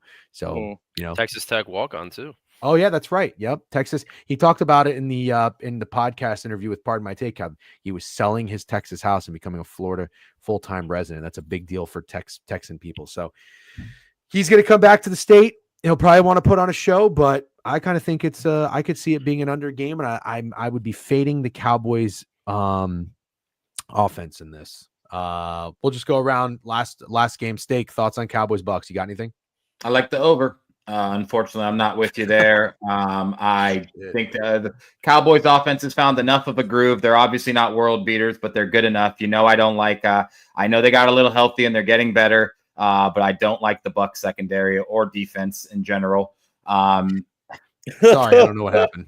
And then it's the Mike Evans tear to get to 1,000 yards. He's the fucking man. We know he's going to get there. I mentioned it last week. Jalen McMillan coming on strong. Bucky Irving banged up, so Rashad White steps up. I just think both of these offenses have found nice grooves, and I do think this game goes into the 50s. I'm not gonna fade you, but I'm gonna think about this, and I'm gonna fade a Cowboys player. I'm fading you. You said you like the under, and then I said I like the over. So technically, I would be fading you. But if I took the under, I see what you're saying. You can't fade me fading you. That's you can't triple stamp a double stamp. I know what I'm doing. I know who it is. I know who I'm fading. Okay, who? I am fading Rico Dowdle. It's a fade within a fade. And I love Rico Dowdle. This guy has grown on awesome. Me. 70. Looks like we're having a fade off. 3 games, 149, 131, 112. Todd Bowles is putting this motherfucker in a blender. Under 71.5 rushing yards. It's going to be a POD later tonight. All right, Royal, you got anything in this game? Sort of. It's really hard to back anything else in the Bucs aside from Mike Evans, because we heard Baker say it, and honestly, Baker's the guy to do it. He's gonna feed Mike Evans. I mean, he's a pros, but Mike Evans is just, a pro's pro. He does everything right. Absolute just monster, walking Hall of Famer in my eyes. But it's hard to back anything else. So kind of off the Bucs prop wise, I do think they score. I don't think they slow down in my opinion. But then the Cowboys. Jake Ferguson's been burning everybody since his return, including myself last week. He's had great matchups in every game. Bengals, Panthers, both bottom in the league versus tight ends. And DJN, again, Bucs really struggle versus tight ends on paper. I'm debating on going back. I don't know if I'm going to. People are saying he's concussed. That's why. Ooh. See, that makes sense because he's not playing every snap like he should. Yeah. He hasn't looked right. He has one not big running catch routes like as much yards. either. Like he's out there blocking for the most part, which kind of lines up with him having a head injury. I might get there with Schoonmaker then, because I do like him too. So I'm gonna take a look. But DJN, I'll leave you with remember this name for the Bucs, Tyke Smith. I think he's I think he's a dog. I drafted him on my defensive league. I think he's going to be a big time player in the next few years. Well, just on that note, real quick, before we finish it up with MJ, that is kind of one of the things I've been seeing with the Bucs is these young guys who were really nobodies and have been getting torched at times. Shout out Kirk Cousins, bitch. I really like the way they're kind of coming on. I'm a Jamel Dean guy. Zion McCollum was a DB that I never really heard of or had expectations of, and then I referenced Pro Football Focus, which I only look at once every 3-4 weeks. He was like one of the top 5 DBs at one point earlier in the season. Tyke Smith has been a bad motherfucker. He's awesome. So I just kind of like these guys. I like their front seven. Levante David is still playing out of his fucking mind. I think the defense shows up today, man. I think we get a little Dowdle Cooper rush regression after a pretty good stretch here. All right, MJ, anything in Cowboys Bucs? Nothing locked in, but I was looking at Sterling Shepard longest reception. That is interesting. Yeah, he's kind of a big play guy. I mean, he's one of those guys that's going to be juiced under on his receptions, but have a decently high longest reception, I should say. But what you mentioned, Cowboys coming off, I would say, I mean, it's Carolina, right? This defense isn't good, and Cooper Rush has shown that he likes to sling it. So I think okay, it should be a high paced game. I think Sterling Shepard is a guy that not a lot of people talk about in terms of the Bucs offense, and someone's going to have to step up in this kind of spot. I like McMillan or Shepard, but Shepard's kind of catching my eye because he's at similar lines that McMillan is, and off a week that he went under and not really involved. So I like that, but I don't know if I'll get there. It's just going to be a play that depends on how the rest of my card does throughout the day. Okay. All right. Don't hate it. What's that? I don't hate it. Okay. All right, guys. That was a strong hour and 42 minutes. MJ Royal, thank you very much for joining. At MJ Broad on Twitter, at Royals Props on Twitter. Make sure you guys are following them at Steak Friend with 2 A's. I'm going to send you guys over to Ramble if you're not familiar already. We'll get you over there. MJ, are you set up? Yep. I was just going to say thank you guys for having me on and just say good luck on your bets. And yeah, appreciate you guys. I love having these streams with you. So just want to say that before I dip, and I'll head out and start up. Likewise. Love hearing what you guys have to say. You guys are doing a great job. We love tuning in. Thanks for always having Steak on. I know I can't make it quite as much, but I'll see you next weekend. Have a great show today. Good luck on all your bets, and thank you for putting in the time. Yeah. See you, boy. Family to the moon. Peace out. Peace. Yeah, I like him as well. I don't want to say everything you said, but yeah, just thanks for having us on, and absolute blast every time. Double Royal or W Royal. By the way, I enjoy listening to you talk props. I think you're really finding a groove in your social media and streaming games. So keep up the good work. I appreciate it. You as well. All right. Take it easy, man. All right. Good shit, guys. Thank you. Appreciate everybody hanging out. This is what is it? Week 16. We got a couple more weeks left. So we'll be doing this again as much as we can while we have a little downtime on this is 7 days, by the way, 7 days fucking stream. I think. Yep. Because I flew Wednesday. That was late. We did this is and we streamed on Sunday. So Sunday, Monday, Tuesday, Wednesday, Thursday, Friday, Saturday, Sunday. Streaming is fucking, it's a little bit, and then we got to go all next week. It's 8 days in a row of streaming. I'm not bitching. I love doing it, but man, I'll tell you what, I hit a fucking wall every now and then. So all right, I'm going to go, what am I going to go do? It's 10:40. I'm going to meet Steak in about 2 hours to watch some football. Maybe eat some pancakes. Maybe have some pancakes. That's what I'm going to do. All right, guys, don't forget, if you're not subscribed to the newsletter, Steak's Best Bet, and you can do so on the website, thedegenerateweekly.com. Don't forget, the hoodies are shipping fast as a motherfucker, by the way. Get yourself a Degenerate hoodie. You're going to love it. I'm not kidding. The material is great. You're going to love it. Crew neck. I haven't seen the beanie yet. Crew neck hoodie, very comfortable. Anybody who's already bought one, W's. Send me the pic.